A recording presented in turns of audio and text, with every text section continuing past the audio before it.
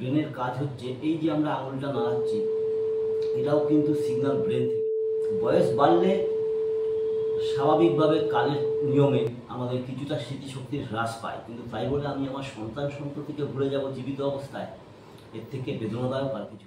Protein যদি কোনোভাবে ভেঙে যায় তাহলে আপনার এই স্মৃতিশক্তি হ্রাস পেয়ে যাওয়ার যে রোগ সেটা বৃদ্ধি। এই হিপোক্যাম্পাসের মধ্যে যে নিউরোট্রান্সমিটারটা রয়েছে সেটা হচ্ছে অ্যাসিটোকোলিন।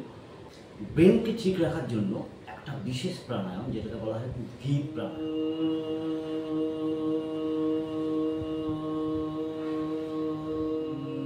হামিং বি সাউন্ড, মানে হচ্ছে ভোমরা যেরকম গুনগুন করে সেরকম আপনাদের করতে হবে।